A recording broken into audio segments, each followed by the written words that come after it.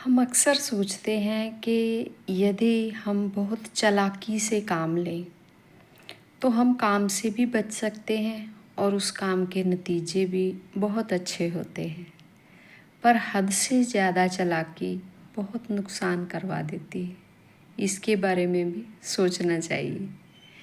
क्या हुआ कि एक व्यापारी था और उसके पास था एक गधा। वो गधे पर अपना सामान लादता और दूर शहर जाकर उसे बेच के आता। तो उसके तरह तरह का सामान था, कभी कुछ लेके जाता कभी कुछ लेके जाता। और रास्ते में पड़ती थी एक नदी। तो नदी में कई बार पानी बहुत कम होता तो गधा आसानी से उसे पार कर लेता।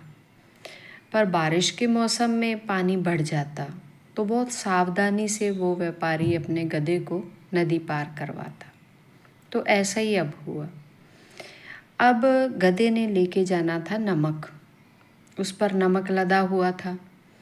तो व्यापारी ने देखा कि नदी में तो काफ़ी ज़्यादा पानी है। तो आज पता नहीं गधे को भी क्या हुआ कि जिस तरफ पानी ज़्यादा था वो उस तरफ चला गया। तो जब उसने नदी पार की तो सारे का सारा नमक तो पानी में ही बह गया। तो गधा है जो, उसका सारे का सारा बोझ है जड़ा वो हल्का हो गया। तो आज गधा बहुत खुश था। उसे ज़्यादा बोझ लेकर जाना ही नहीं पड़ा और ज़्यादा रास्ता भी न तय करना पड़ा। वहाँ से ही व्यापारी ने उसे वापस अपने गांव ले जाने का निश्चय किया, क्योंकि सारा नमक तो बह गया था।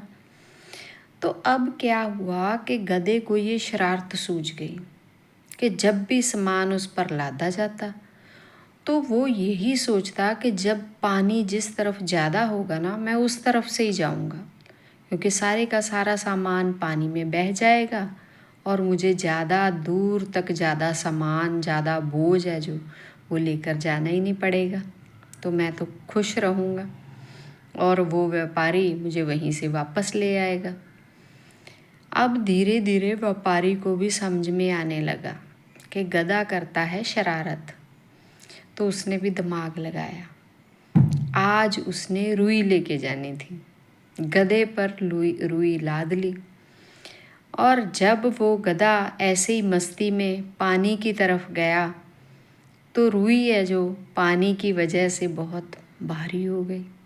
तो गधे से तो सही तरह से उठा ना जाए, चला ना जाए और इतना ज़्यादा बोझ लेकर उससे तो 2 कदम भी ना आगे जाया जाए।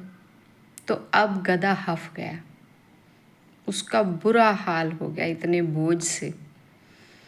तो फिर व्यापारी ने उससे तरस खा के उसका वो बोझ वहाँ पर हल्का किया और उसे गांव वापस ले आया। तो आज उस गधे ने एक सीख ली कि ठीक है, चालाकी बहुत बार काम आ जाती है पर हमेशा नहीं आती। जब हम चालाकी करते हैं तो ये भूल जाते हैं कि सामने वाले के पास भी दिमाग है। तो ये ज़रूर याद रखना चाहिए। आप कितने भी चालाक क्यों ना हो, ये मत भूलें कि सामने वाला भी दिमाग रखता है।